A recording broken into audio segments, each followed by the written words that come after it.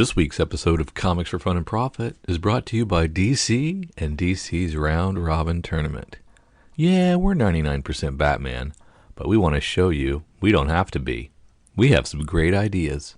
Here's 16 of them, for example, in this tournament.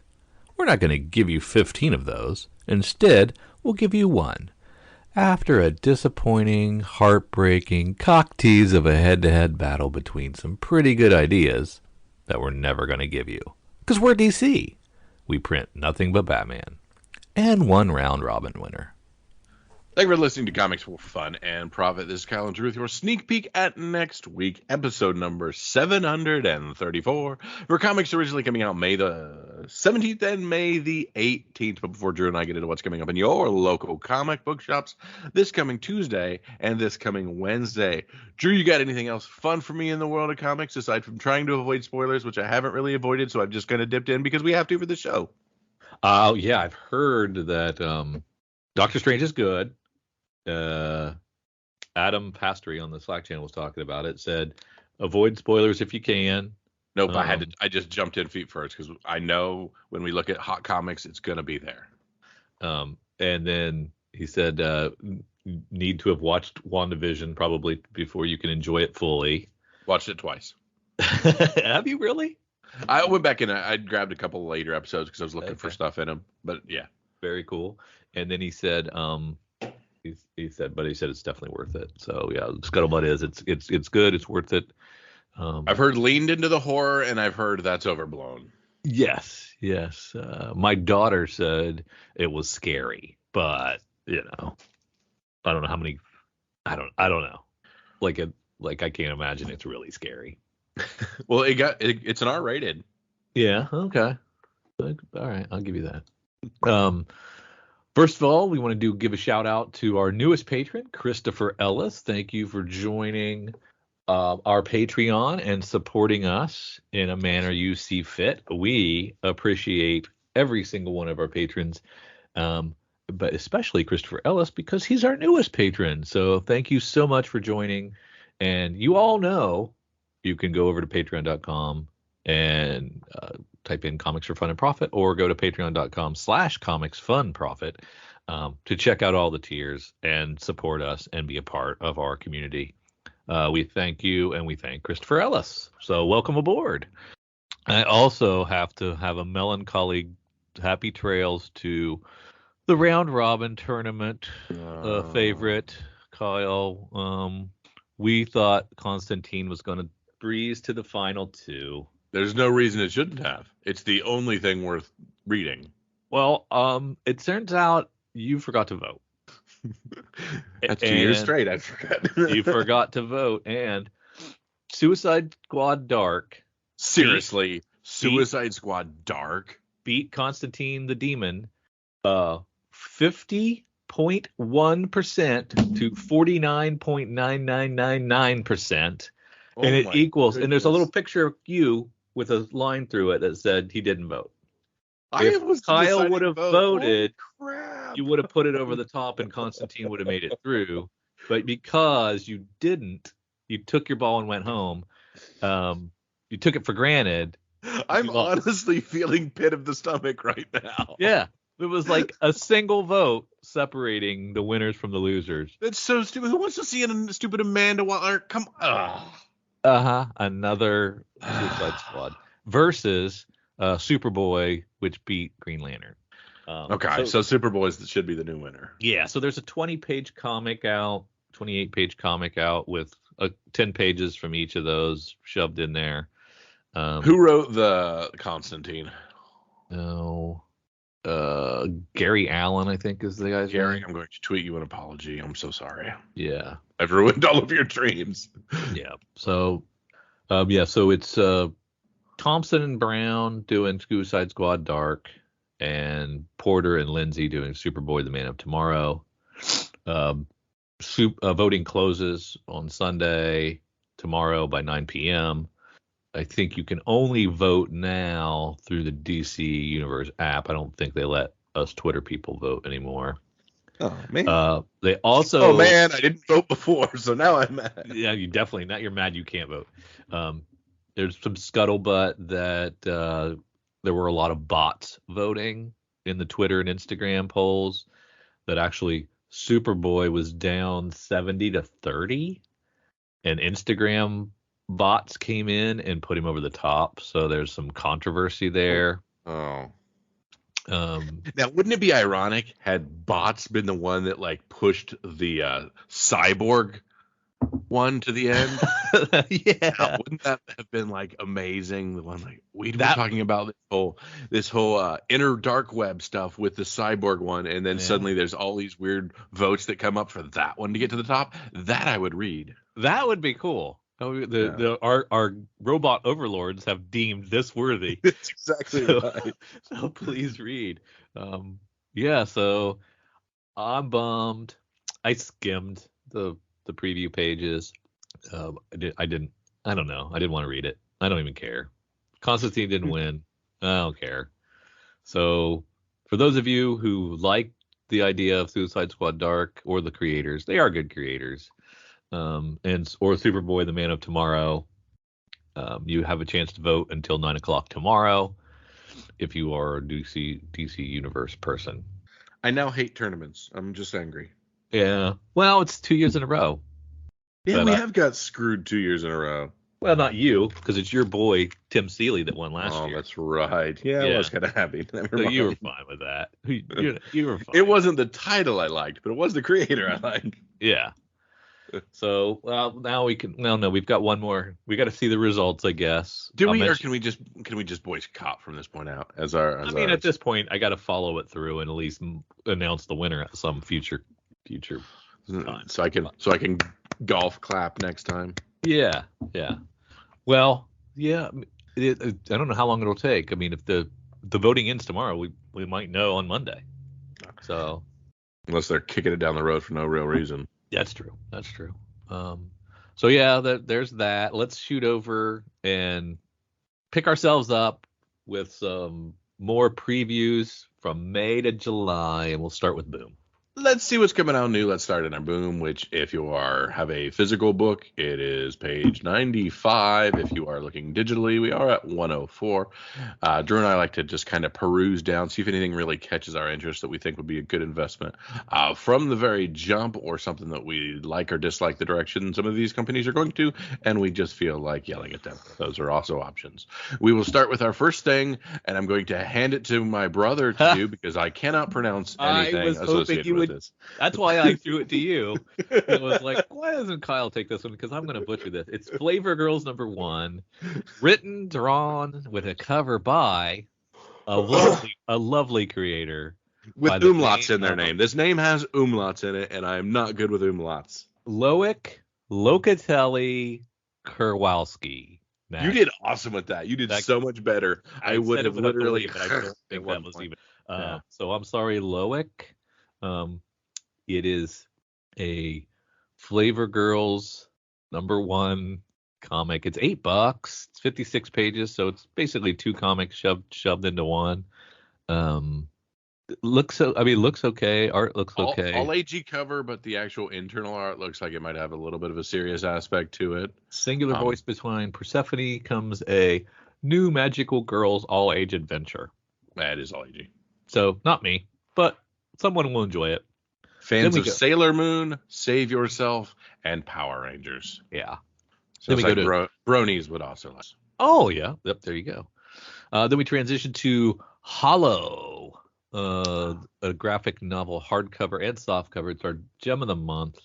Shannon Waters, Brandon Boyer White, illustrated by Bernice Nell, and it's expensive $25 hardcover, 176 pages. Queer romance comes to Sleepy Hollow. We're hitting hot button words all over the place here. Yeah, courtesy of the co-creator of Lumberjanes. So, Kyle, I'm all for inclusion. I love diversity and inclusion, and I want people to be seen and heard in the mediums that they love. I absolutely want people to be able to find people they can associate with. Does it seem like there's a lot?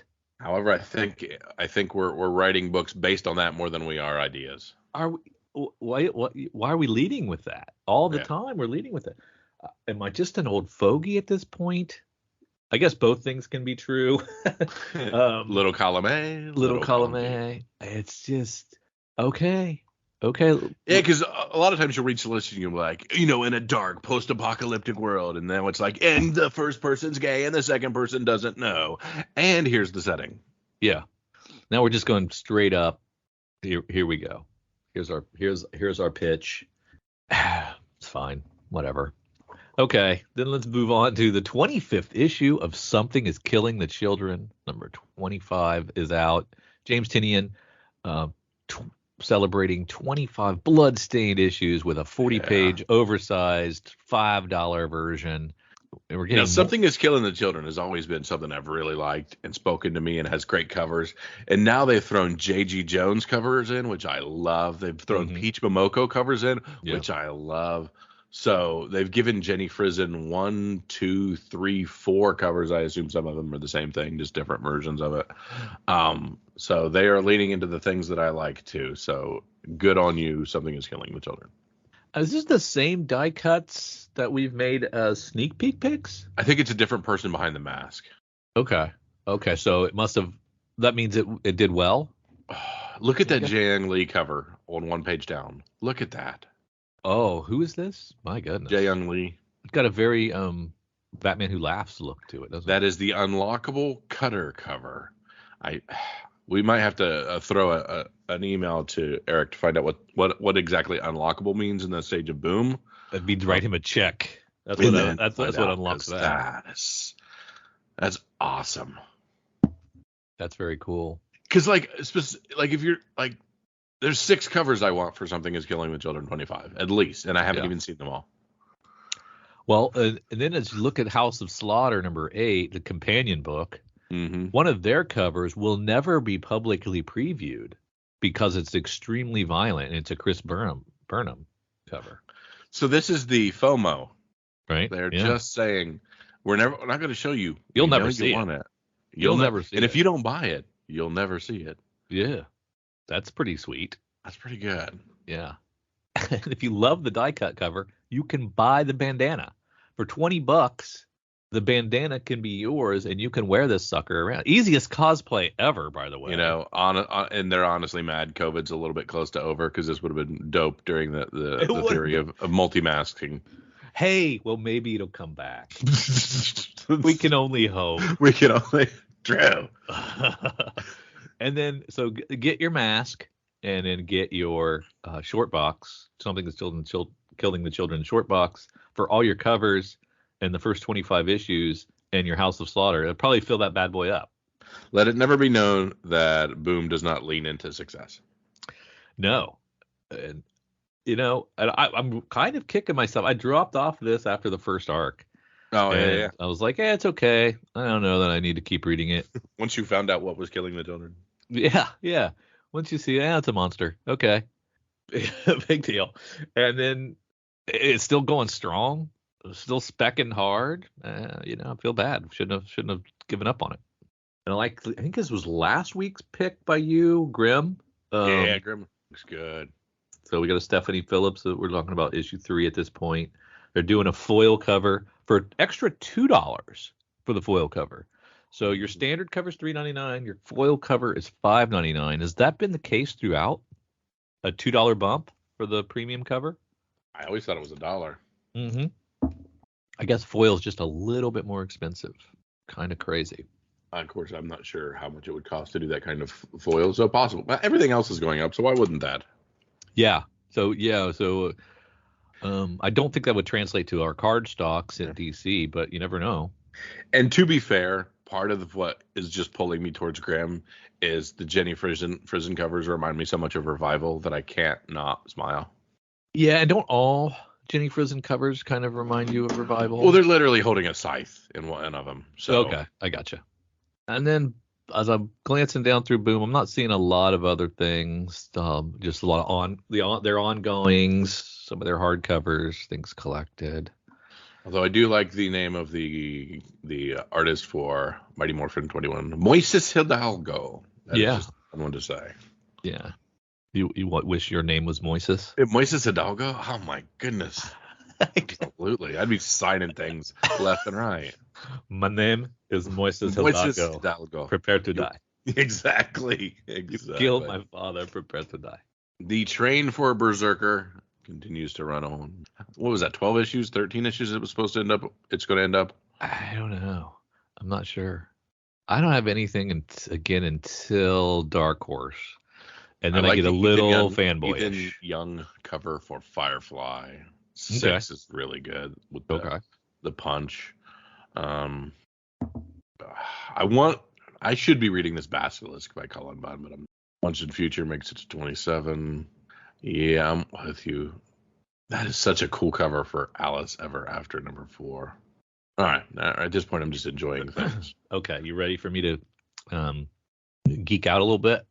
Yes. Mind Management is back from Dark Horse. Wow. One of my favorite series from a while ago from Matt Kent. Farrell Dalrymple doing the art. It's coming back. It's called Mind Management Bootleg. Comes on July 6th. It's $3.99. And it's a gem of the month. And it's part of Matt Kent's new Flux House imprint, which is going to be crime, science, sci-fi, and humor books. AKA comics. Gotcha. Yeah. So I am psyched. And these, I love Mind Management. So it's back, kind of. I don't know how they're going to work. Matt Kent not doing the art is going to be interesting. I kind of like the scratchy Matt Kent art. Mm-hmm. But, he's probably spread thin. It's a great cover. Got some vinyl and comics on the cover. Always makes it look neat. And did you see the cover C? Cover C variant is a special polybagged cover drawn by Marguerite Sauvage and contains a special Mind Management playing card. It's $8. So there's a Mind Management game that I didn't know about? That's what I'm wondering. Oh, it's part of the new Flux House game. There you go. So if you want to play this game and be meta, you're going to spend $8 every single week on. Yeah. So take a look at Farrell Dalrymple's interior art. Wow, that is good art. So I love the scratchy Matt Kent, but this is great. Yeah. This is like the details next level. It doesn't skimp on backgrounds. You're not just seeing a wall. You're seeing a wall that's covered in posters with a stack of boxes, and you can see what's in them. It's fantastic art. It's fantastically very detailed creative art. Bubbling for speech bubbles and text and stuff. I like all the stuff. Yeah, it's just great. So well worthy of Gem of the Month. Well worthy of Matt Kent trusting him to take over the art chores. I'm just curious. Mind Management ended well, so I'm curious where this goes. But Do you recognize this dude? Is this a dude? No. It was a new dude. New dude, yeah. Gotcha. New dude. It's going to be meta. I'm guessing he's going to be reading about mind management and experiencing a mind management type of thing happen to him. That's what it looks like on first glance. But I'm in. I'm down. All right. Next video game is Overwatch New Blood number 1. Of course, Overwatch, the Blizzard-inspired video game. And this, I believe, the second or third iteration spin out of some of the main characters on that. It's a multiplayer game that came out originally, so a lot of people were clamoring for single-player content or backstory for some of these characters that they only knew from essentially a multiplayer aspect of it. So it looks like they've leaned a little bit extra to comics as well to cover some of that stuff. So they got yet another one. So if you're fans of Cole Cassidy or any of the other characters in Overwatch, this is a good way to get some of those stories in a 5-issue series. Now, remind me, in my recollection, Overwatch, incredibly hyped. Yep. Disappointing launch, but then has built up an audience since. It was not a disappointing launch on that. Oh, okay. So it came out of the gate. People loved it from the start. Came out of the gate, did good. Super big into the cosplay world. Super big into all that fun stuff. Okay. And is it an exclusive or is it playable on both everything? It's everything. It's Blizzard, so it's multi-plat. Okay. So what the kids say, multi-plat? Multi-platform. I'm sorry. I'm just lazy and didn't feel like saying the rest of the word. But now you Well, made me say more that's words, so like that was the opposite. Gen Z don't like syllables, so I was thinking maybe you were. You know what? This comic is fire, Drew. This comic is fire. Little sus. Little sus. Sorry, can't help you. No cap, brother. No cap. Well, we're done. I can hear people tuning out right now. I can get this on TikTok. I'm out of here. I actually really, I love this Molly Mock Tea Leaf cover for the Critical Role Mighty Nine Origins. I listened to that whole campaign, and just seeing the art on that cover is really cool. Yeah, it looked interesting, and it's so Critical Role is a. So you take some of the most popular voice actors. Actually, the guy who I believe is the voice of Cole from Overwatch is the DM for it, and they do a 130 episode campaign, 3 hours an episode, so 500 hours, 500 to 600 hours worth of open-ended campaign with the characters that they create on the spot, using voice actors doing different voices for D&D characters and creating a world, and then they do stuff.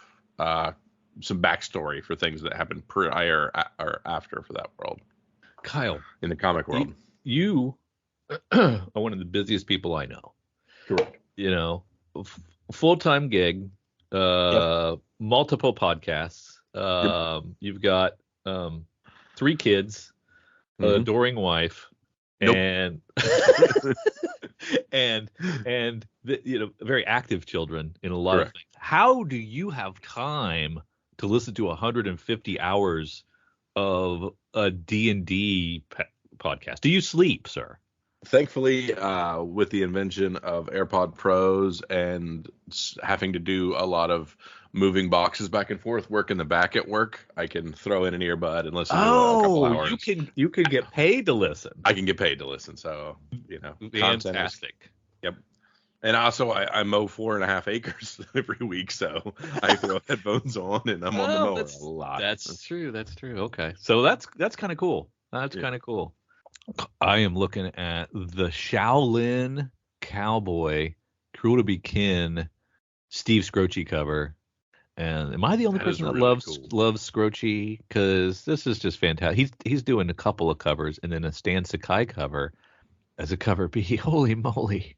You can't go wrong. Throw a dart, pick a cover. They're all great. So you have a Shaolin Cowboy book with a there's a hidden rabbit on the cover right there. With our boy. Yeah. Oh yeah, definitely. Getting some more Bendis from his imprint. Everybody's got an imprint at Dark Horse now. Well, I mean, it's just all about ownership, and imprint is ownership. So IP, baby. It's all about the IP. Yep. Where's our IP?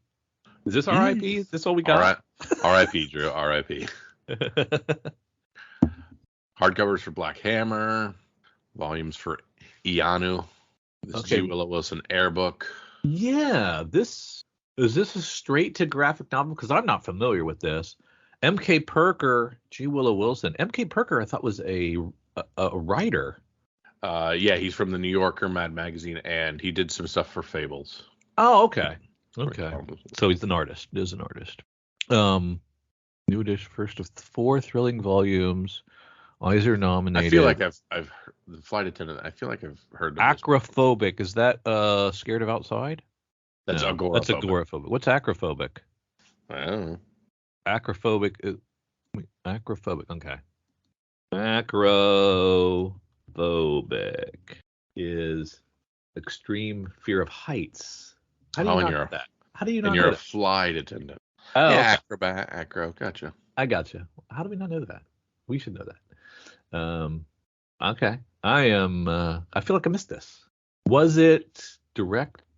Was it like a 4-issue series that was collected, or was it straight to? Maybe not. Maybe this is the first. It must have graphic novel. Well, it says Eisner nominated, so it has. Oh yeah. So this has come out. We just missed it. It seems interesting. Yeah. Sorry, G. Willow. Yeah, sorry, G. Willow. I'm gonna have to check you out. That's very cool. That's why we do the show, right? We don't. A lot of it's just us rediscovering things. Yes. Just because there's 1,000 things in previews each and every month. How are you going to catch them all? Speaking of things, I just realized that, thank you, Dark Horse Solicit, Stranger Things Season 4 premieres this May on Netflix. No way. Yeah. Like, as in this month? Is it As out in this now? month. Yeah. So I guess I will put off dropping Netflix for at least 1 month. Yeah. When are they gonna tell all my relatives that they can't horn in on my password? That's coming, right? It's coming. Between that, the raising prices and not fighting a lot on it, I am pretty much out. But I'll stay for Stranger Things. Oh, dude, you could just have Netflix and live in there forever. But I don't want it. I have Disney Plus. I Right. have Amazon Prime. I agree. have It's what, the $17 now? Hulu's. Yeah. Which That's I'm an OG, so I remember it was like 9. Yeah, exactly. May 27th, folks. Circle your calendar for the 4th and final. Final? Kids getting old? I don't know. I'm guessing final. Oh, that you get. Okay. Yeah, it's just me guessing. Yeah, so that'll be cool. I don't know what they can do. Are they going to go back into the Upside Down? Well, they got to go to Russia to get what's his face. Oh yeah, I forgot about that. I Mhm. need to watch that last Harbor. episode again. Yeah, exactly. And I feel like this is a world that we can play with spinoffs like crazy.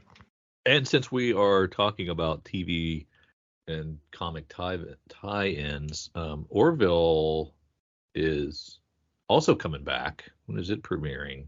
It's on Hulu, right? We're getting the 3rd season. That sounds right. Welcome June- to Drew Google's dates. June 2. I'm not that far away either. Yeah, so I'm excited about that coming back.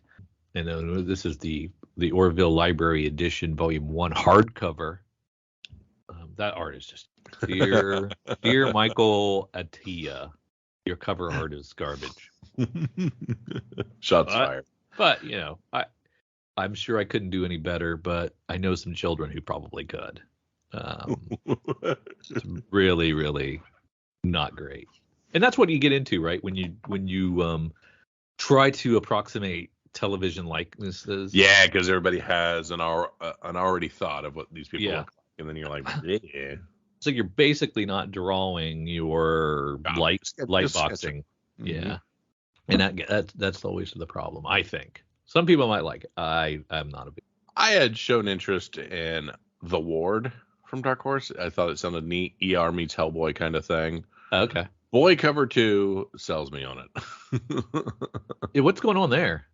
Well, what happens when a giant ogre has to birth a baby and needs help from people that aren't ogres? Giant. Is he walking into the birth canal? I believe we're going to yes. Oh my! We're just yeah. My. Yeah. So lots of fun and things I'd never seen in a comic, but I can't wait to see what goes on there. Yeah. Talked a lot about the collector previously, so yes. Yep. Lots of trades, lots of final issues, we had breakouts, final issue, Jenny Zero penultimate, a Wiper trade, which I don't remember that one either.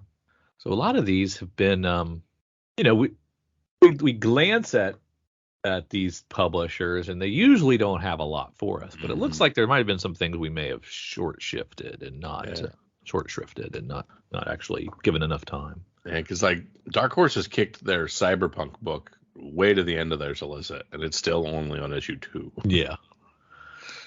Now here's another one of those publishers, Dynamite, who we struggle. No, we're not going to struggle. We're not. Let's get past Vampirella year 1 and say, oh look, we have another Vampirella. Get your covers, be they cheesecake or not, and all this stuff. Moving on, there's like 11 baby, but here we have Mad Balls versus Garbage Pail Kids. Okay, this is working for you. I owned all these things. Well, yeah, but that was when you were 10 years old. Awesome. What do they look like now? Let's find. Okay, so we want to revisit Fish, Jason Crosby with 1 million covers. We're gonna do the Garbage Pail Kid thing covers as all. That's awesome. Okay, so that's just cool. Okay. See, I at first I judged you a little bit, but now I think I'm like, well, Shelly Fish does a wonderful job with Scooby-Doo comics, which I revisit because of my childhood. Yes. So therefore, I can't judge from my high horse and glass house because I do the same thing, only with something other than Mad Balls and what is Correct. it? Also, this is me slightly being selfish. I have Mad Balls issue 1 from the 80s. So if this takes off, Oh, I've I see what you're experienced. doing. This is So what you're there's doing. two stupid reasons. You want a resurgence. Correct. But like, do you remember the Garbage Pail Kids? Everybody had all the Garbage Pail Kids. They were disgusting. Yeah, but that was not my wheelhouse. I was too old for Garbage Pail Kids, maybe. Okay. The Garbage Pail Kids trading card is from 1985. You were 15. That was not out of your wheelhouse. I was driving at that point. You act like you're so refined. You were giggling.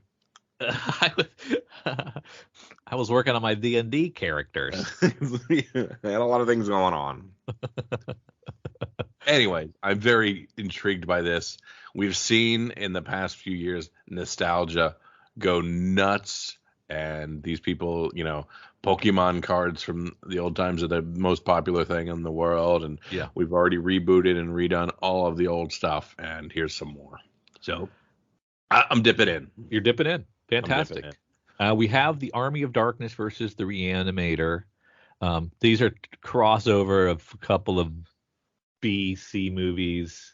Mm-hmm. So not usually something Drew would say I'm interested in, but Eric Burnham's is involved, and Tony Fleeks is involved here. I might have to check this out just because of the people involved in this, even though the properties are just movies that I'm like, not my wheelhouse. But I can just see it being super creepy or super violent looking, gross out type art. Might tickle my fancy if I'm in the right mood. And humor and horror, Eric Burnham, if you remember from Die, Die, Die, does a great job of that. So something to check for. We got Savage Tales one shot, just definitely old school. Yeah. Look to it. Samurai Sonia. Oh, some good covers. Yeah. Still doing coins. We're still cranking out the $30 collectible coins. We thought those crashed and burned. Somebody's buying them. Yeah. We thought they were neat ideas, but we weren't sure how they do. Another Red Sonja facsimile edition. A facsimile edition for a book I have, so that's weird. A facsimile edition for a book that's 9 years old. And not really a grail that's difficult to get. No, something that was overprinted, and there's plenty of them. Yeah. Explain that. Can't explain it. Here's the unexplainable Betty Page series that continues to crank out comics as well. Mm-hmm. I don't know. The rest of the stuff is, if you're into it, you're into it. If you're not, you're not. Yep. Very, very much dynamite. Yeah, very much. That's what they do. But they didn't always. They did some regular comics at one point. Mm-hmm. I'm still loving the Rose Besh covers for Sheena. I wish I had them all. I don't know why I'm drawn to them. Also, that Arthur Sadum. I just like Sheena. Never mind. This is a thing I should talk about off air. Yeah. Yeah, that's something for you and your therapist. And that does that put us into? That puts us in the back half. Okay. So that's all of our. So what did we miss, Kyle? What's missing from this mid tier? Did you catch Image? No, we did Image last week. Yeah, no, I'm just kidding. It's IDW, buddy, and IDW has transferred their distribution to which one was it? The Lunar? No, it was Penguin Warehouse House. Mm-hmm. So what Previews did was they just booted them. They booted them right out. They said you're going to be in the back half now. That's crazy. If at all. I don't even know if they're down there. I haven't finished the book, so I don't know. But yeah, they're out of the middle tier. And they pissed people off. That's crazy. Yeah. So much infighting. Yeah. Well, I mean, what are you going to do if you had an exclusive distributorship with somebody and they don't want you anymore? You'd be hurt. Yeah. Think about those girls that broke your heart when you were in high school. Why do you assume I didn't break up with anybody myself? I'm just taking a stab. I'm just going to take a stab in the dark and say you got broken up with. But maybe I'm wrong. Maybe you were the heart. No. Yeah. Keep going. Hey, it's the good folks at Comics for Fun and Profit reminding you that nobody Patreons like we Patreon. So join us at C4FAP and go over to Patreon/ComicsFunProfit and sign up at a level of your choosing. There's various tiers with various goodies for you. Something that everyone gets at any level is you get to be a part of our Slack channel community, and you get early and ad-free access to all our episodes. But wait, there's more.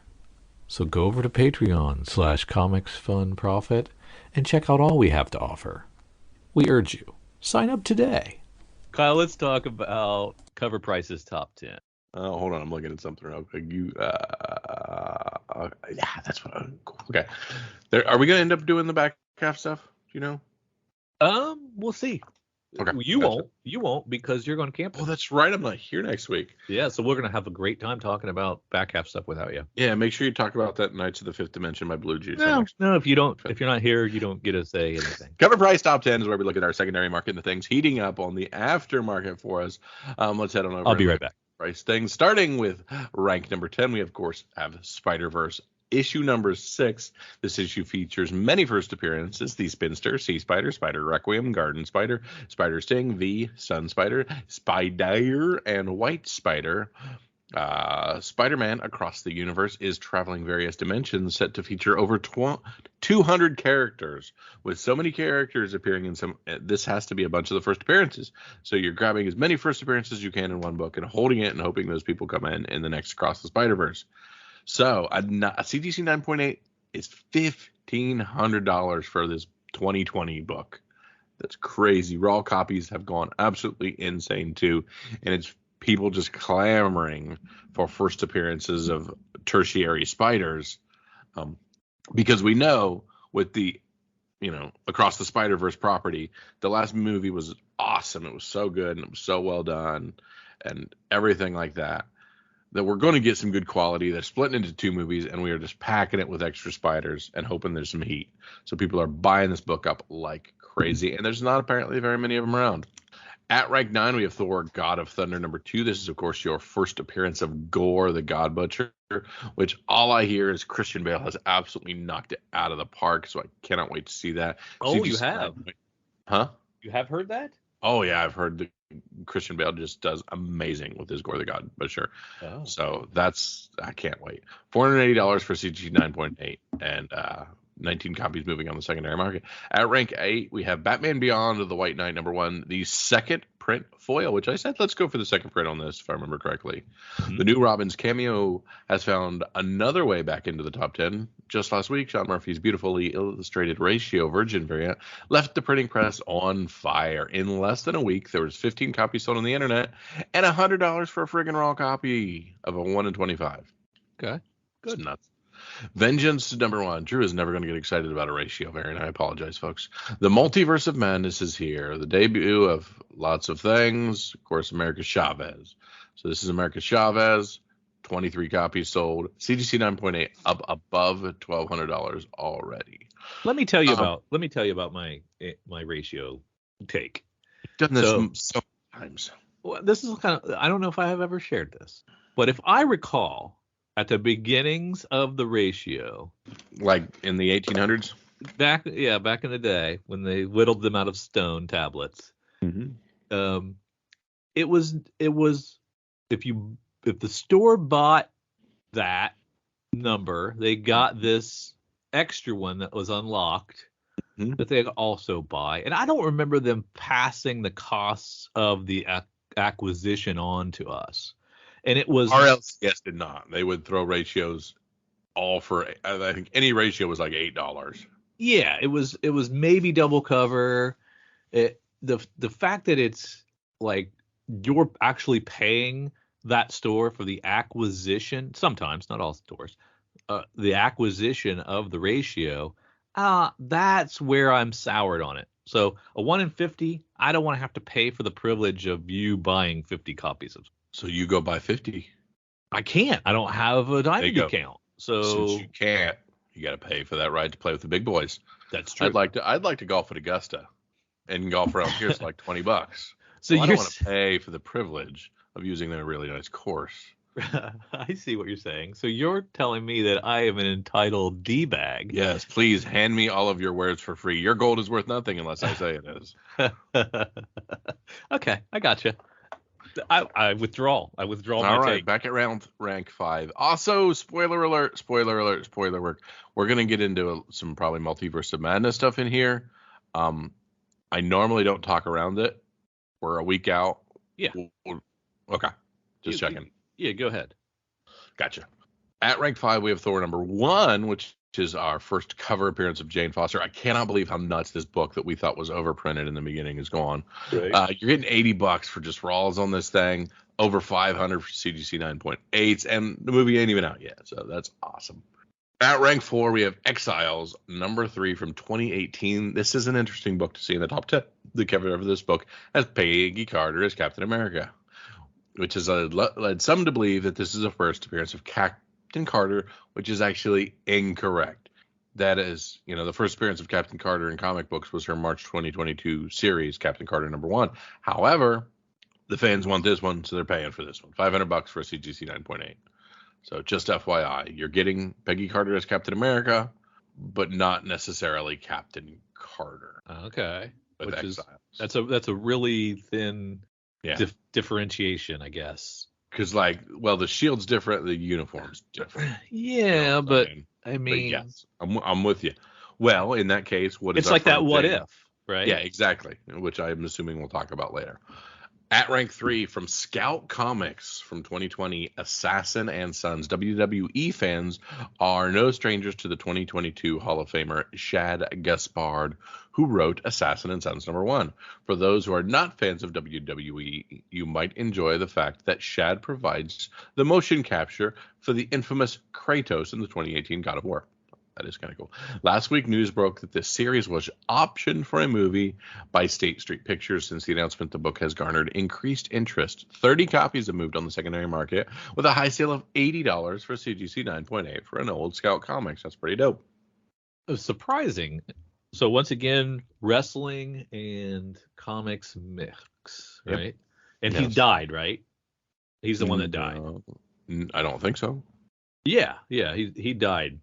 Shad Gaspard died? Shad Gaspard died like a couple years ago, I think. Okay. Maybe I guess So that's very so I think we only got one. I think the deal was Assassin and Son came out. We never got a second issue, maybe. correct. That's right. He died in 2020. Yep. Yeah. So I guess that was the deal. And now we're regenerating interest since the option. So Very cool.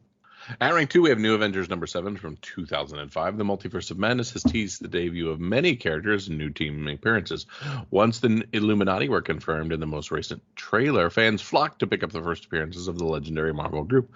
Since the film is still fresh, we'll keep our mouths shut about the mind-blowing experience waiting for first-time viewers. So, just FYI, cover prices tiptoeing around the spoilers, whereas I don't believe our friends at CBSI are. Fair market value $72 for this book and $415 for CGC 9.8. Yeah. And at rank #1, The Mighty Thor #326, the newsstand version from 1982. Another interesting book to see in the top 10 list. The season finale of Moon Knight had many twists and turns, one of which was seeing the fantastic Lila spread her wings and soar into a brand new role, quite literally. Marvel has since confirmed her new identity as the Scarlet Scarab. What is interesting about this book is that there is no apparent connection between the TV portrayal of the hero and the comic book counterpart. This is the first appearance of the second Scarlet Scarab, the son of the first Scarlet Scarab, who debuted in Invaders #23. Regardless of the disconnect, this book has seen massive increase in sales since the conclusion of this Moon Knight series. We've tracked 27 copies sold and a high sale of $345 for only a CGC 9.6. So comic collectors are dumb.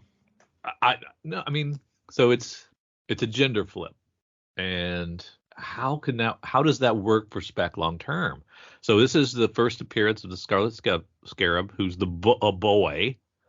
We now have a female. Boy. We now have a Scarlet Scarab, female character. Character's the same, right? Is the character but the origin's different. Tough. It's a tough call on as far as like an investment book. Mm-hmm. I mean, do you snap it up? Well, you can. No. Or is it ship already sold as soon as the Moon Knight finale started, and you saw it? At that point, you needed to snap it up. Unless she can be in a Young Avengers or something. I mean, it was a great character. Yeah, was. It really was. So, I mean, I'm all for it, but I just don't know long term how that works when they make so many changes to a character. I don't know. We'll have to see. We'll stay tuned. You can buy it for $100. Are you buying it? No, I'm not. Just checking. But I'm notoriously cheap and don't buy ratios. So, why are you listening to me? Not a ratio. I'm just comparing apples and oranges. Oh, okay. At rank 11, Captain Carter #1 sold an additional 73 copies. Wow. High sale $325 for $9.8. Raw's around $13. So, buy them for $13. Set them away for 6 months. Claim your fantastic return on investment. Been saying that for years. Let's see. Anybody's going to care by the time it comes back. Well, you never know. I do know. If you pre-sell it for 6 months down the road. Wow. Right? Yep. I see them happen all the time. At rank 12, we got a Star Wars Obi-Wan #1, Ario Anidito, 1 in 25. It's a beautiful cover. I friggin' love the look of this cover. Yeah.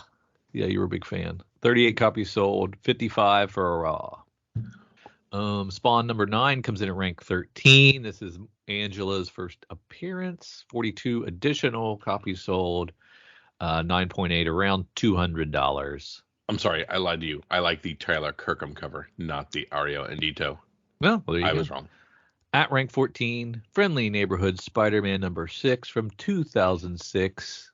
El Muerto is the tie-in. We now have heard that a rapper named Bad Bunny will be playing El Muerto in a Spidey spinoff that nobody asked for.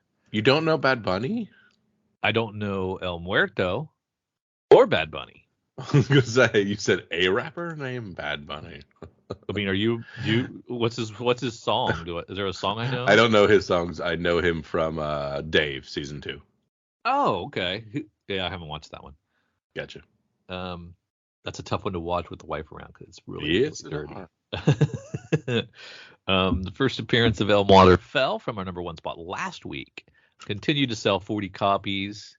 High sale of $177.50 for a high-grade Near Mint Plus raw. And fair market value around $43. At rank 15, we have Batman Beyond the White Knight #1, the regular cover book, 39 copies, $130 for a CBCS 9.8. At rank 16, we have Spider-Man #1, the Todd McFarlane version from 1990. 33 additional copies of this sold with a 9.9 CGC, selling for $1,251.80 because there ain't that many of those. So that's the only reason this one made it on the list, I'm guessing. Mm-hmm. At rank 17, there's a Moon Knight #1. So that's like, it's ultra rare 9.9. That's like, so the greater, they just don't give them out for whatever reason. Yeah, because if you got like a black gloss cover, it's tough to get 9.8s on that kind of thing. If you had printing errors and a lot of them got narked, you just don't have good 9.8s a lot. I mean, shouldn't theoretically 10s exist? Are you talking to CGC or Yes, are you talking to I'm PGX? I'm talking to CGC. Then no. So there is no such thing as a perfect comic. I think out of 1,000, they may randomly throw one in just to prove that it's a I don't think I've ever seen one. I've never seen one. Have you? There were some on the first Batwang because it was prestige. Okay. All right. I've never seen a 10.0. You've never gone to eBay and typed in CGC 10.0? Do it. I bet it's a PGX disguised as a CGC. Wearing a fake mustache? Yeah. Well, I mean, that's what they do. Not CGC in the title. and then you get it comes Batman up. Damned, Lee Bermejo, perfect CGC 10.0. It's the exact thing I just said was here. You did. You called it. That's Yeah. fantastic. Okay, so there is one. There's a bunch. There's a bunch. A bunch of Batwang or a bunch of CGC 10.0s. Yes. Give me three more. Fathom Zero, CGC 10.0, Jinma, Usagi Yojimbo. And you're looking at the Campbell picture cover. of it in the CGC case and not a PGX case. What, or what, CBCS. what are we accusing me of here? Being blind. No, I have I'm looking at a signature. Would you let me start slinging links your direction there, homie? No, I'm just telling you to look. I'm telling you, there's 15 pages of things that are legitimately what you're talking about. Okay. Do I believe they're actually 10s? No, but hey. I believe that a lot of 9.8s are 10s. I go the other way. I'm with you on that one. I completely agree on that one. I think. Oh, that's PGX, but that's awesome. See? And so how did it come up in a CGC 10.0 search? Because they put that in there somewhere. They put like CGC, yeah. There is a Savage Dragon 250 image variant cover H CGC 10.0 here. And he only wants $4,000 for it. Only $4,000. Only $4,000. Wow. So I mean, if I had a stack of cash, I would just start chucking stuff like at to get that 10.0. Mm-hmm. And I'd just be bribing the guys. I'd be right outside there. I'd be like, hey dude, I need a 10.0. Here's $100. Make it happen. It's so odd to see a signature series hit a 10.0 because like somebody handled that book. Somebody's had to have pressed on it. Yeah. With their hand, their oils from their hand have transferred onto the cover of that book. While they were signing it. I am looking at a CGC signature series TMNT Last Ronin number 4, Gem 10, that has been remarked. Time spent on a drawing on it. And I got a 10. So that's bullshit. That's 100% bullshit. And it's fixed. It's totally 100% fixed. I bet you they paid the CGC guy to sling out a couple 10s. A premium price for that quote unquote fast turnaround, fast track to get, and then got the 10.0 thrown in for free. That's not possible. Impossible. True. If you're telling me that the stuff direct from the distributor, sealed up, not touched by human hands, can't be a 10.0, there are all these 9.8s, but somehow this book was remarked, signed, laid on a table. I just dropped one for you in the chat before you finish your diatribe. Oh, there's a 10.0 crossed, but it's a CGCS. That's a signature series. Oh, I'm sorry. I was thinking CGCS. SS. Gold foil signed 10.0. That is pretty nice. And it's only 24 payments of $99 a month. I can do that. I can squeeze that in. Yep. Where was I at, Kyle? Where did I go off the rails? You had found a vortex somewhere in CGC the middle of 9.9. There it is. Okay. Yeah. So I ranked 17. Moon Knight #1 from 1980. Classic frequent flyer here on our top 10. 24 copies sold, high sale of $826 for a CGC 9.8. Why this isn't over 1,000 by now, I don't understand. I still have my revolve that I'm looking at right now, and I did nothing with. Thought you had a stack of them. I thought you had 3. Moon Knight #1? Yeah. No. I had a stack of something else. Yeah. Nightwing #1, wasn't it? Yeah. Or the Nightwing's first appearance. You had a stack of them. I mean 3. 3. Yeah, it was 3. 18 was Darkhawk #1 from 1991. Yeah, baby. Incorporate Darkhawk into Guardians of the Galaxy before he scrapped it, but there's a new comic series coming out. That means Dark Horse will hopefully one day grace the screen. So 28 copies continue to sell. And there's a $310 CGC 9.8 sale out there. And this is the book that a Facebook group of mine just continues to pump as we're going to create our own spec on this book. And sure enough, it's coming to fruition. Yep. It was a joke. and is now a hot book. So that tells you everything you need to know about the science behind speculation. Yeah. At rank 19, Star Wars #2 from 1977. First appearance of Obi-Wan. You do? Yeah. I stole it from you. Yeah, that's cool. So it's not a 9.8. Not a gem net.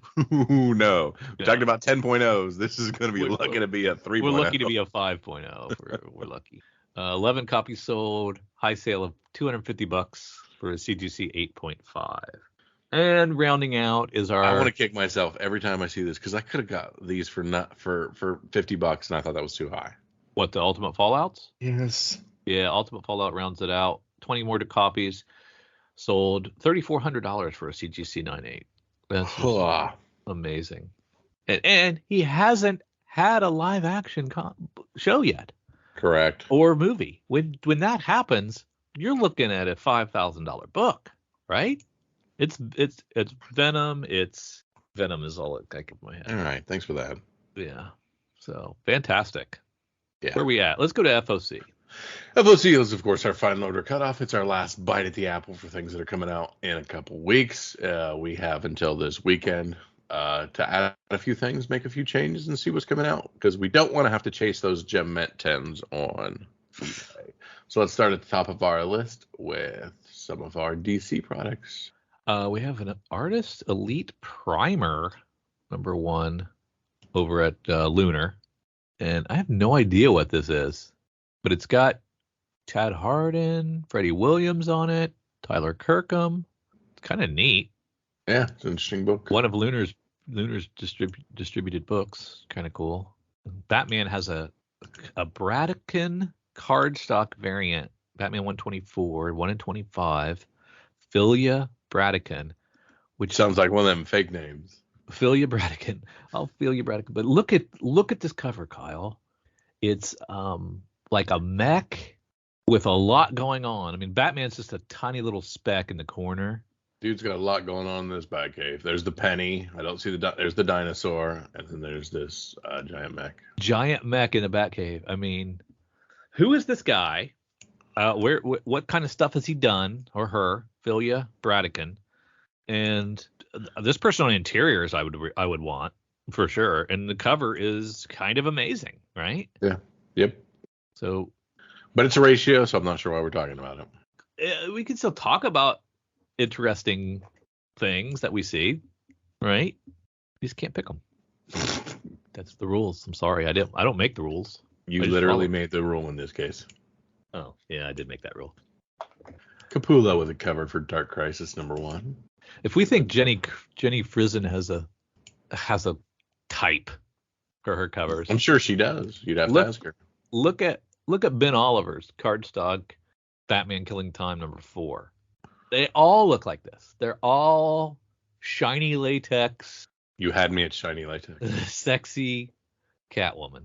You could say the same thing about J. Scott Campbell. They're all there's sexy. variety. I know. But yeah, he's leaning into what he does. What he does. Yeah, I'm good at this.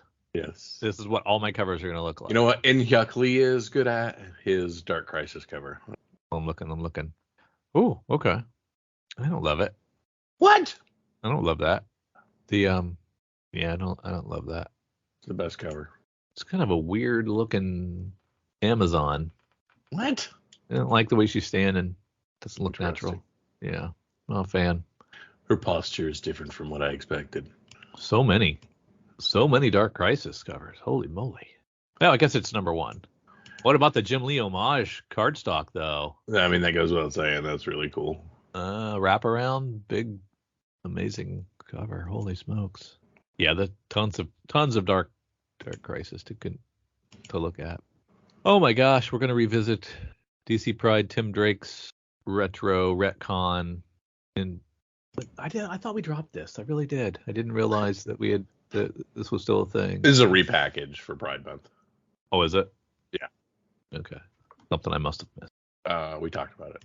We did talk about it. I didn't remember it being a whole issue.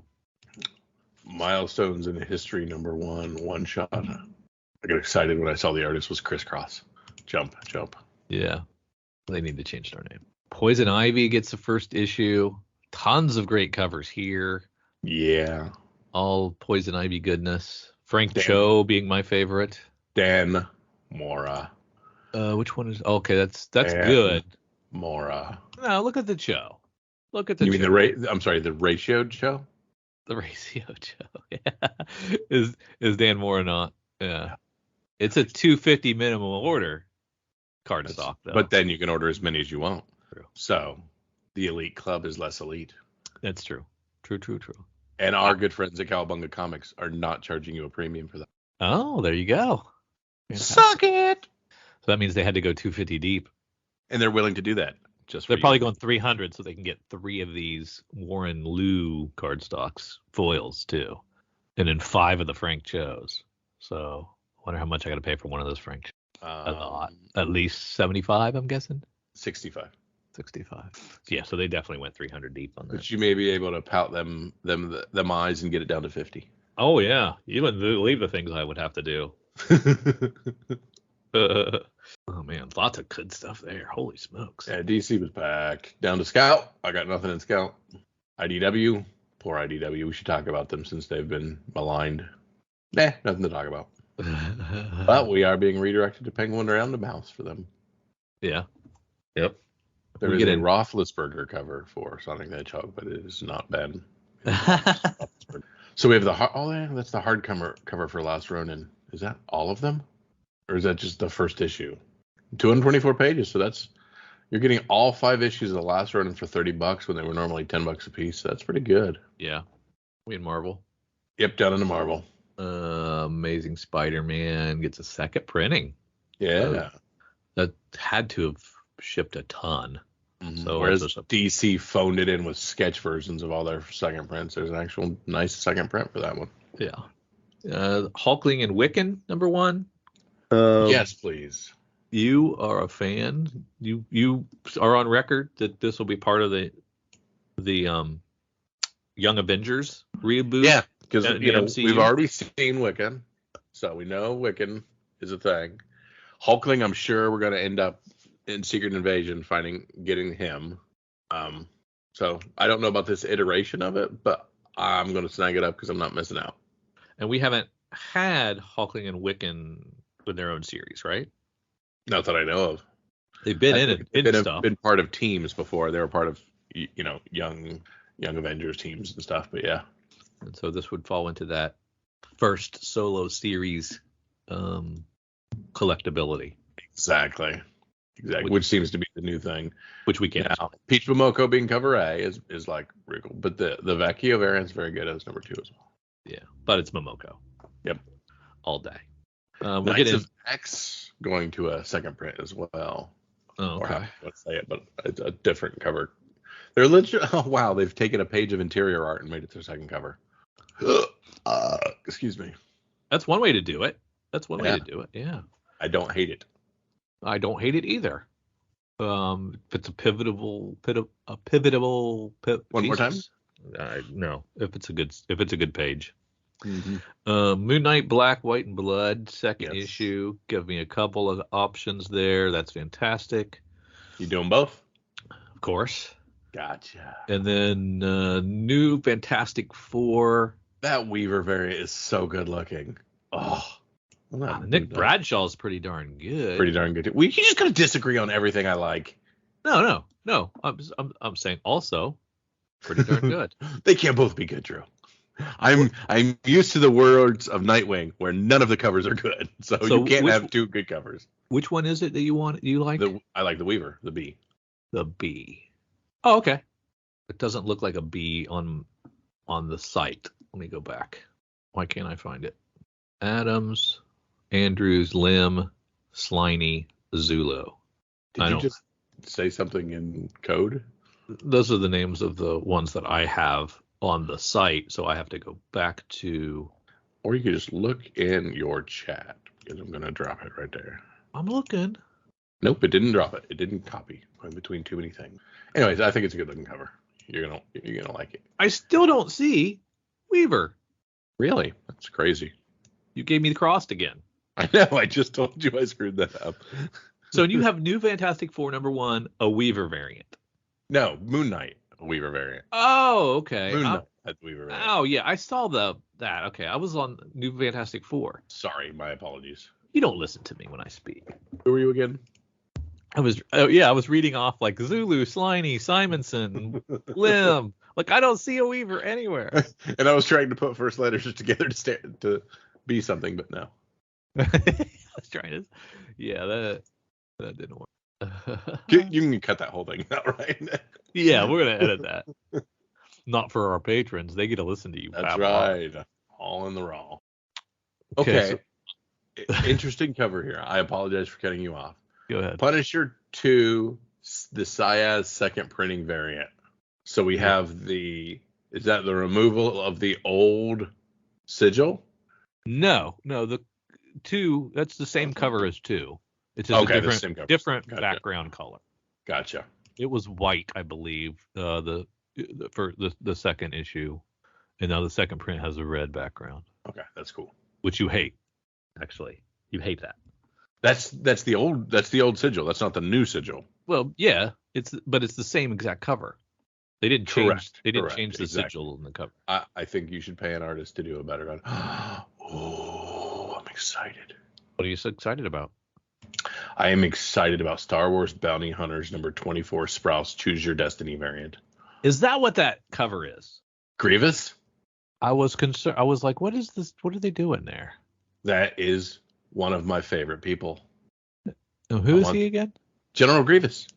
He is a small lizard being that took on the armor and mantle of a general, and his throat was crushed by Mace Windu, and he is a Jedi bounty hunter who, once he kills you, he will procure your lightsaber and use it to kill other Jedi. Very cool. And he is an awesome robot character. And this all happened in the cartoons. No, moron. This guy was in the prequels. Oh, okay. I only watched the prequels. I watched Phantom Menace a bunch, and then I only watched the other two like once or twice. Why would you watch Phantom Menace a bunch? I loved it. We'll do our own we'll do a whole podcast on that sometime. Yeah, I loved Phantom Menace when it came out. I thought it was great. And I still to this day don't understand the hate. Yeah. I thought it was great. But you need to order me this book, just FYI. The Sprouse version of Bounty Hunters 24. Yes, just because I love a Grievous cover. That's a book I would put on the wall just because I love it. Okay. You would have. You're not putting anything on the wall.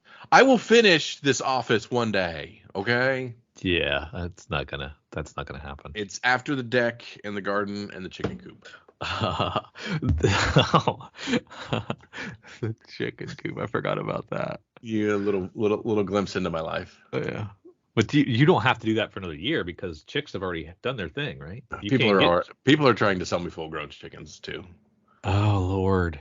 Yeah. Aren't you going on vacation for a month? Your These are the things I bring up to my wife, and she just says, "What? Chickens will be dead when you get back." I have friends who will do things for me. Your brother isn't going to feed your chickens. Which is why I didn't mention you when I said friends. I'll eat your chickens. Yeah, I will gladly come to a pile of bones covered in buffalo sauce.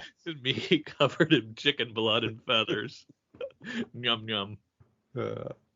All right, let's go. Can we go to Image? I'm done with Marvel. And Chicken Massacre. Cyberforce gets their 30th anniversary. You sound confused.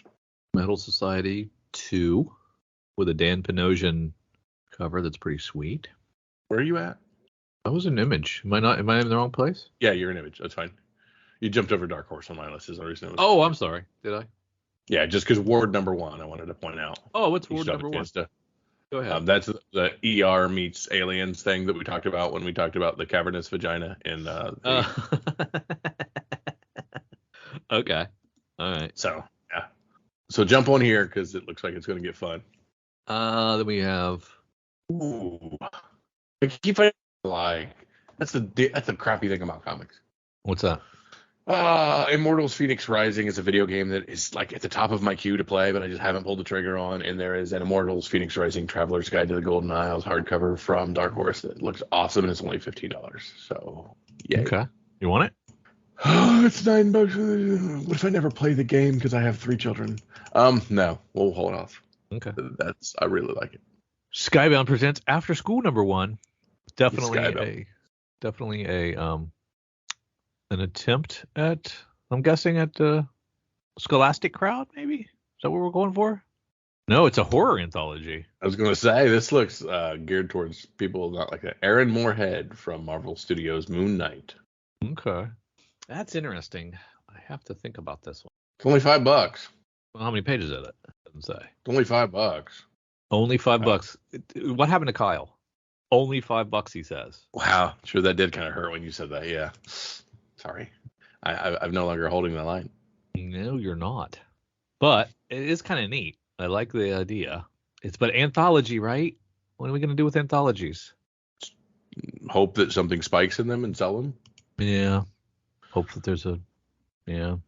Have we seen the artist Tauntaun Revolver before? I think we have made that joke. Okay. So, Yeah. I like his cover C for Spawn 330. And the black sketch, as you've mentioned, is not gonna grade that out very well. Gonna be tough. Some of them are not easy. The black. I have a really great. I have the Saga cover that's all black with the Lion Cat 9.8. Love it, but it's not.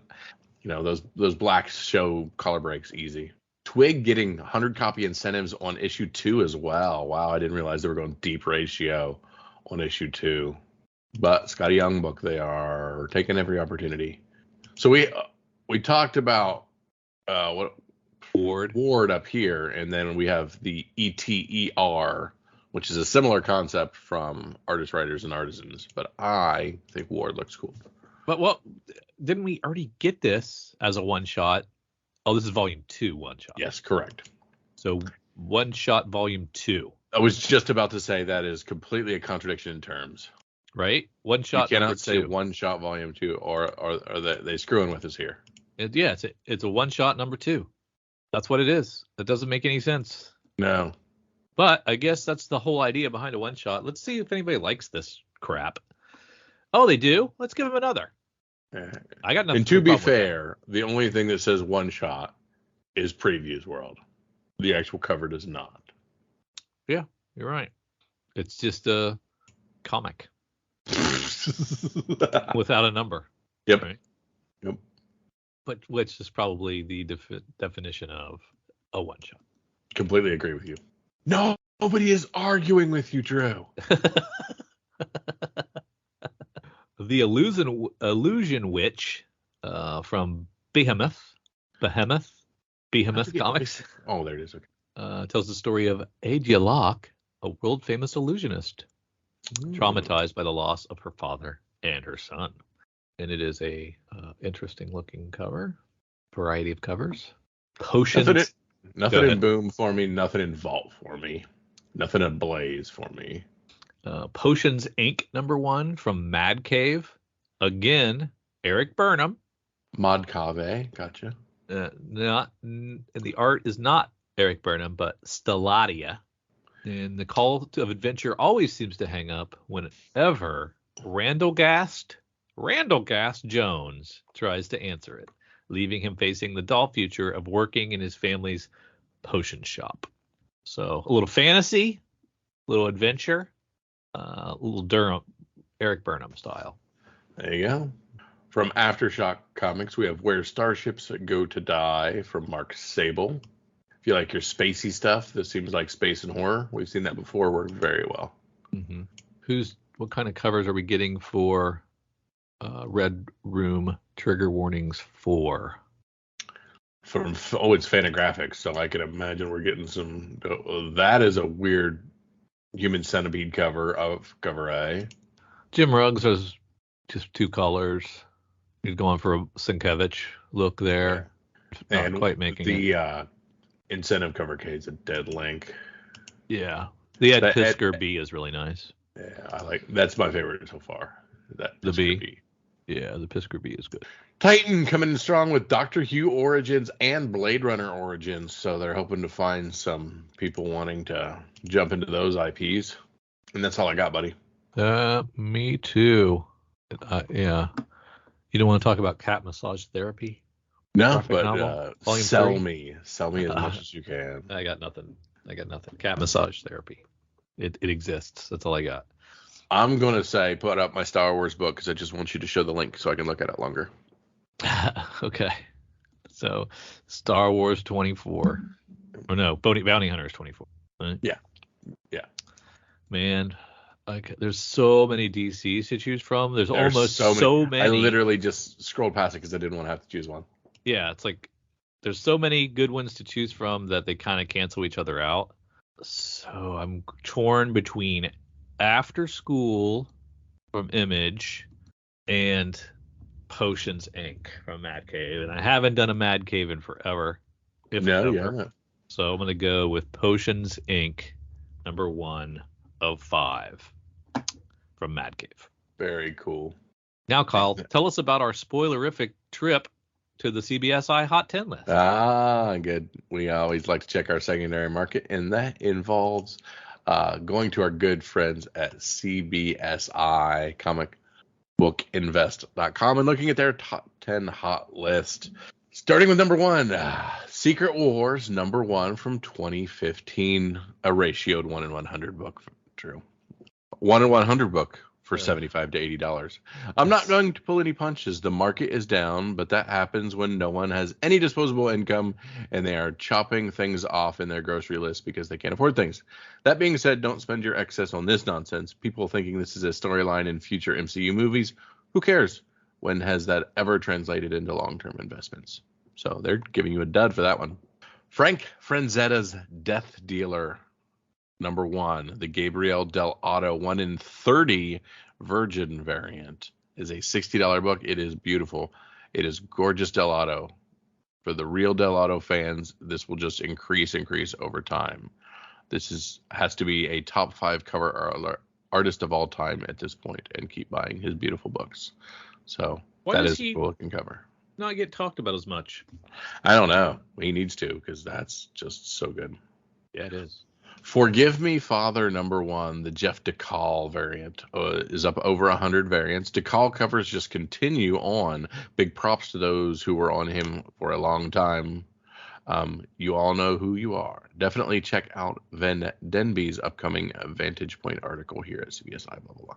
Yeah, you know who's been on it for a while? The folks at CBSI, because these covers are nothing special, and they must have a bunch of them in a staff. Yeah, they're moving the market themselves. I do not see the appeal at all. I mean, they're great. They're fine, but I don't see them being any different than anything else. Do you? Yeah, it looks like we're not going to get any spoiler stuff, so you're good for all your multiverse of madness stuff. Good. At rank 4, we have the Obi-Wan number 1. This is the Tyler Kirkham variant that I think's beautiful. $80 trade dress, $110 Virgin.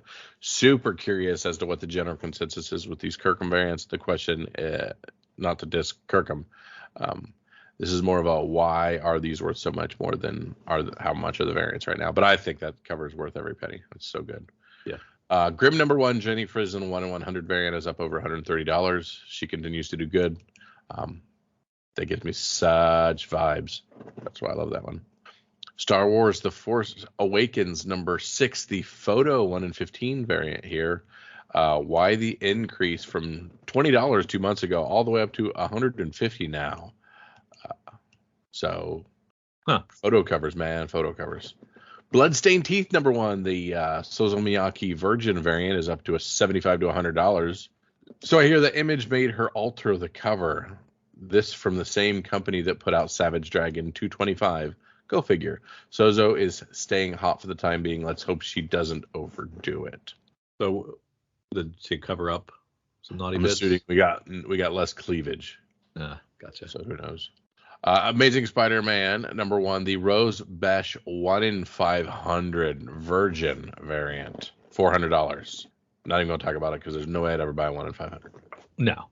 Silk Number 1, the In-Hyuk variant, limited to 300 copies, is up over $300 for a raw and $500 for CGC 9.8. A gorgeous cover. Silk is still supremely overlooked. Her costume rivals Spider-Gwen's. I agree with everything they're saying. 300 is a low number, but if you read the certificate, it states that 300 copies were sold via retailer, and each copy comes with an individually numbered COA. And at rank 10, Dr. A for number 1, the David Nokiyama variant. Let's see, over $1,000, Drew, for this David Nokiyama variant for April 1. I don't know much about this one, but since the McKelvey sells for a ton, why not this one? When you start to think about it, DNA has put out a ton of covers, mostly under the radar. Like, I don't like this cover as well as the cover A, but oh well. It's a great Afra. It's a great Afra. BT and 000. Yeah, kind of phoned it in. And honorable mentions, we have the free comic book day version of Shadow Hunters, $35. No words for this homage.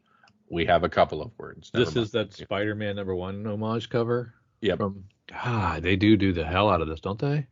But it's really good. $35. Yeah, for a free book, can't beat that. But it was capped at 80. So. Oh, you couldn't. This wasn't. There were.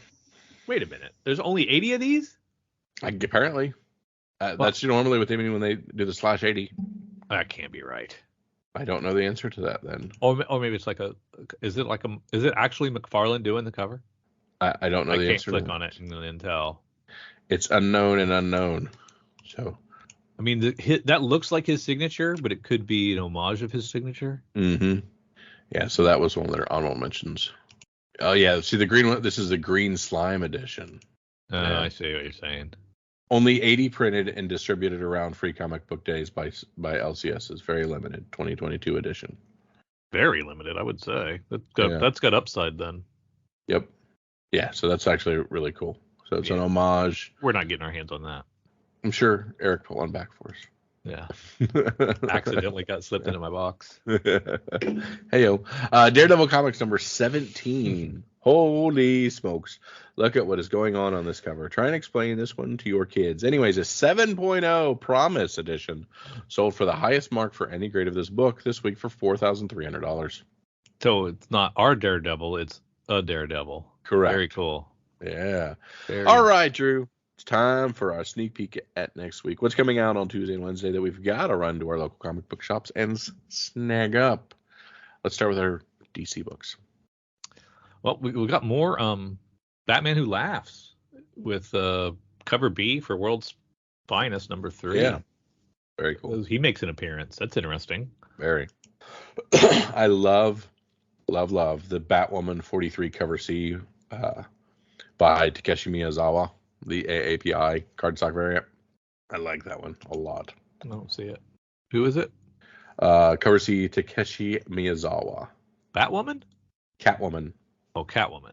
Actually, all the Catwoman covers are really good. Frizzens is really good. Jeff DeCall is very good. They're all very good. I better get that DeCall, right? Yeah, no doubt. And that's cover A, so yeah. They're so sought after. Love the Fables 151 cover B. Did it start on 150? No, it started on 151. Is this the jump off? This is the first one back. Yeah, this is the first one back. So this is the first one back. So yeah, that's probably my pick, but yeah, okay. Now, why do you like that? Because it looks a little busy to me. Oh yeah, with the arrowhead and the I love that archer and the bear and a fox. There's a lot. Come on, it's a red panda. It's obviously a red panda. The red panda? What? It's a red panda. Never heard of a red panda? They're adorable. No. You should Google videos of red pandas when we're done here. All right, I'll do that right after I watch Rebels. I hate everything about you. Nightwing has okay covers. So Nightwing visits a Chinese restaurant is the theme for the. You like that? I do like it actually. You like that? You like that one? I actually really like it. It's cute. Barbara looks great on the cover. So what happened to the D cover? So we have A, B, C, and E. What is D a blank or a ratio? They usually show the blank, so that's odd. Wonder if it's a ratio or something weird. Yeah, I don't know. But I got 5 covers for Nightwing, so that's weird. Well, or War, and they mislabeled it. It Shadow War Zone #1, a one-shot by John Boy Myers and Howard Porter with the cover. Both of them are pretty sweet. This comic experience book, Past the Last Mountain, #1 of a 4-issue series by Paul Aylor, looks very interesting and something I'll probably read. It is $6 for an issue, but what's it? Go ahead. What's it? Why? What do we like? Critically acclaimed writer Paul Aylor teams up with rising star Louis Joyce and Gannon Beck for this thrilling geopolitical fantasy presented in perfect bound format with 46 pages of story for $5.99. Half a century ago, the United States rounded up and imprisoned all the fantasy creatures that live amongst us. Now, a fawn, a dragon, and an adorable troll boy have escaped confinement and are on the run from the United States Army. Plus, we take you back to the war with short stories written by Paul Aylor, illustrated by blah, blah, blah, blah, blah, blah. Yeah, I don't care. Son of a... You can enjoy that. I have room in my reading stacks for just a couple of fantasy books. And you don't think that's good? That's okay, but I can't read too much fantasy. Worse. Shadow War Zone 1, cover B, homage. And we have a DC book homaging a Marvel book. I love when they do that. Really? I didn't catch that. You don't know that cover? I do know that cover. Days of Future Past? Is that what it is? It is a Days of Future Past homage. Then I didn't know that cover. Yeah. Very cool. Very, very cool. We're looking at Image now? Are you done? I guess I'm done. Moving on. Are you done? You don't have to be. Yeah, I'm done. There's only a couple left. 8 Billion Genies. You thought this looked pretty cool. I did. I loved it. It was very, very good. Oh, that's right. You read this already. Did they? Are they doing a second print or something? Are you on the right date? Did I click? Oh, I clicked the wrong day. Never mind. Time out. There we go. Now I'm there. But yeah, 8 Billion Genies was great. Next. I Hate This Place and F This Place, the explicit version. It's Scotty Young and somebody. Who's the other person? No, it's Kyle Starks, my boy. Mm-hmm. And Artyom Topolin. Seems like something Scotty Young would do. So this, can I harken back to about an hour ago when we started this podcast? Sure. So here we have a same-sex couple, but they are just members of this book, and this book is not being sold as the next, in that regard. They're just like, hey, these two people, and so you've got your representation, but it's not the forefront of this book. There's an actual storyline, and these are people in it. It doesn't say queer romance between Trudy and Gabby. Yeah. As they inherit a farmhouse. Doesn't say that. There's a difference. I agree. There's a difference. Joe Hill. I'm interested in this because I know me as a big Kyle Starks guy.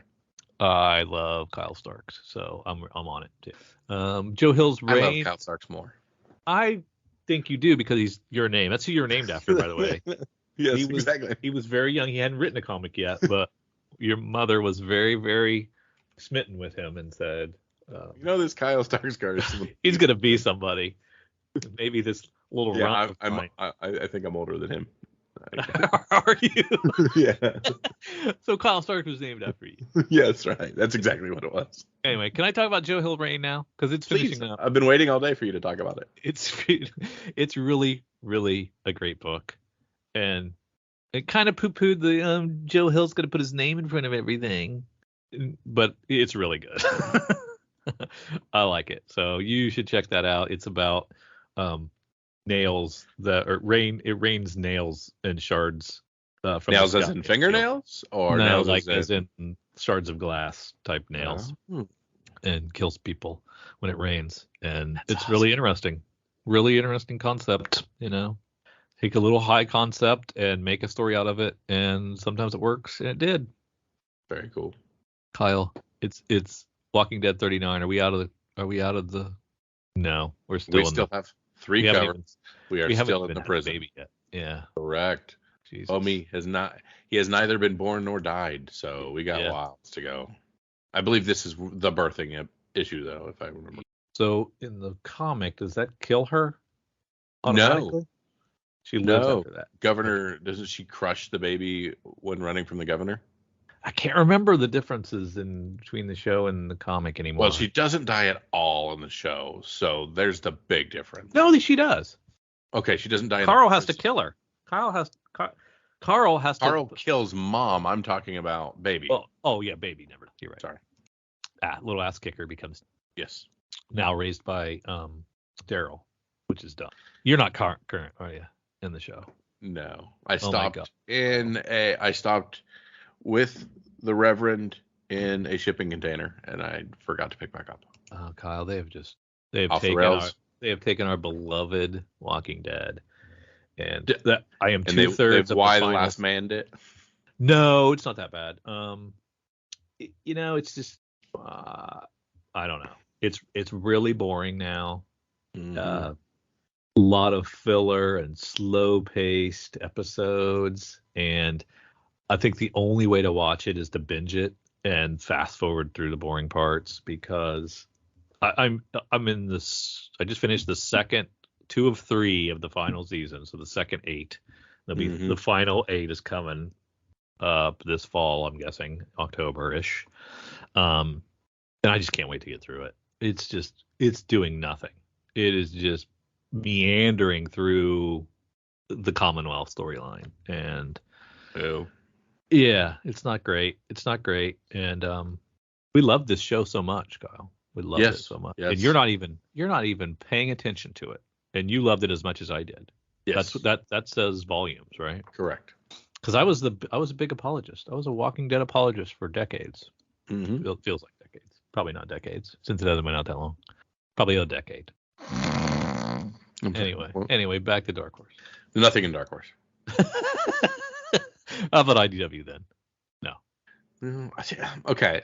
I see, like this. They're doing the best of Rat King. Right. No, you're ruining these. Stop them where you stopped them. I would allow up to Casey Jones, and then just friggin' stop. Yeah. Just stop. A friend of mine's kid posted something about, like, there were 4 friends and they each had a bandana, a TMNT bandana tattoo, and that's cute. Yeah, so different color. All 4 of them had a different color. Which one? I'm guessing I know the colors. I'm Donatello. You're genius. Donatello. I couldn't remember if it was. You don't remember me running around the acreage with a bow staff pretending to be cool? I conflate the turtles. I'm sorry, I don't know them apart. What? I don't know the difference. I know that there's Michelangelo, Raphael, Donatello, and one more. Katana. Leonardo. Is it just because you hate the Renaissance painters? No, it's not. Again, I watched like 1,000 of those episodes multiple times with you as a kid. I appreciate that. You used to videotape them when you had cable, and I did not. I appreciate you. Yeah. So I remember them existing. I don't have the same memory of them. They are ingrained. Everything from TGRI down. So that's right. Each turtle also had its own weapon. Correct. Okay, that's right. It's coming back to me a little bit now. Marvel. So we have a Immortals X-Men #2 Phil Noto, and we have Mr. Sinister, but I immediately thought it was Morbius from the movie, but it's not. But right. That was cute. I can see that 100%. Finally, we get Savage Avengers. Feels like we've been talking about this forever. I hope it doesn't suck. David Pipos, friend of the show. We're excited for this one, and can't wait to read it. That's awesome. I don't know that I've ever. Never mind. Interesting. That's awesome. Stan Sakai doing a cover for Marvel Voices Identity #1. The AA. What?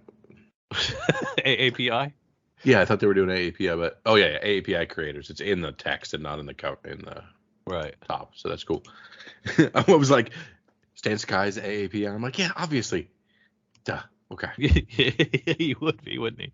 Yeah, he's of course Asian. He writes about a katana wielding rabbit. Come on now. Yeah. That's awesome. I love that cover too.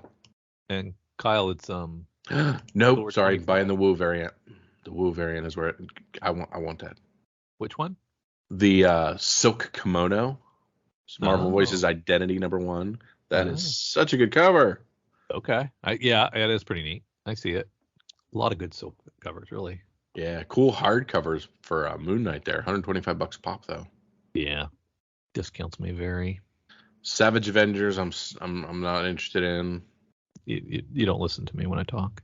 Yeah, I was talking about other things. I hadn't finished the one prior to that. What were you talking about for Savage Avengers? Nothing. I don't want to repeat myself for our listeners who were paying attention. You think it was even worth repeating? Probably not. Okay. I hate all the silk covers for Silk 5. Number 1's not bad. Yeah, I like number 1. Never mind. Cover A is the way to go. Ooh, wait. Wu did a version of this with the kimono too. That's right. This is the other one I liked. Yeah, you like both of those. I stopped at C and didn't look. Yeah, that was really cool. I actually really like that one as well. Are we in back half yet? Sorry, I'm still clicking around the Star fine. Wars Dr. Afra 20 for to try to figure out who's on that. The Trader cover. It's pretty cool. Okay, I'm done.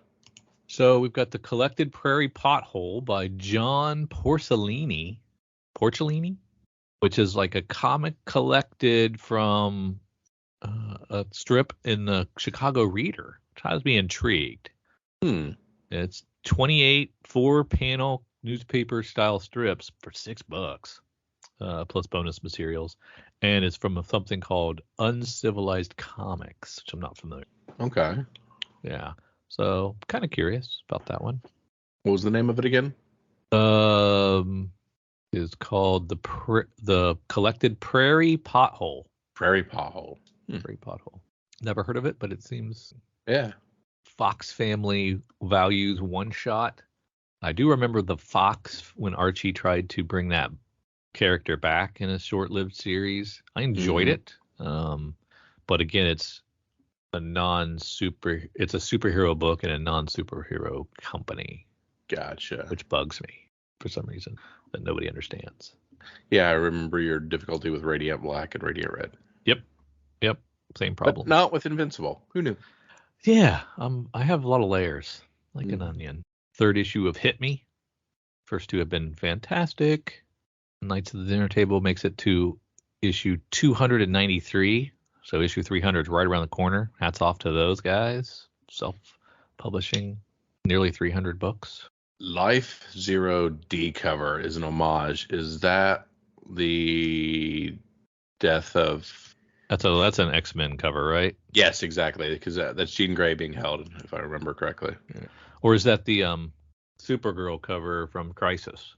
Ooh, that could be it too. That's cool homage either way. It's so weird when you know you've seen it but don't know what the homage is. Yeah, happens when you get old. Mm-hmm. Rivers of London, another new volume for them. I really liked the first Rivers of London. And I was the first couple issues and then just stopped reading it. So I don't know why, but I really liked it. I've done it. I've done that before where I miss an issue, something happens, I skip an issue, and then I never get back around to it. And there's such difference between loving something and loving something enough to go back and start over. Right. Exactly. These are tough. Tough call. Yeah. Got a couple of challenges here. Yeah. I just think that Shadow Warzone cover B is really cool, that homage. Past the Mountain, I'm going to go, just because you crapped on it, I'm wanting to go to Past the Mountain, number 1. Okay. But I want Fables 151 as well. Crap. Oh, yeah. You called. That was an early shot that you called. Yeah. The restart of Fables is really cool. You got one? I got a couple. And I got Same here. This is what I can't decide. I'm going to go Past the Mountain, Volume 1. I like it. I'm going to do it. Past the Mountain 1. Number 1. So I'm going to go with F This Place, the Kyle Starks explicit version of his new number 1. Yes, that's what I'm doing. Who's that from? Oh, that's Image. I just missed it. Yep. All right. We thank you for traveling with Drew and myself through our sneak peek at next week for this issue. I will be off next week, so glorious blessings to the co-host and Drew for that one. I will be taking a nice little camping venture, so that should be a good time. So we thank you so much for traveling along with us. For Drew and for myself, see you. Our LCS is Cowabunga Comics out of Oconomowoc, Wisconsin, and their mail order company, Deep Discount Comics. And we went there, and we were actually invoice number 00001. We were the very first their very first customer, which was kind of cool. They've been nothing short of fantastic. Customer service wise, discounts, they were very close, if not the same or better than DCBS on a lot of things. Over and above, customer service wise, always taking care of us, going the extra mile, so responsive, getting instantaneous responses back to questions about things, and to the point where knowing the stuff you like and anticipating your needs and having it suggested that you might want to add this to your order already before you even have to think about it. That's kind of cool. Really quality experience.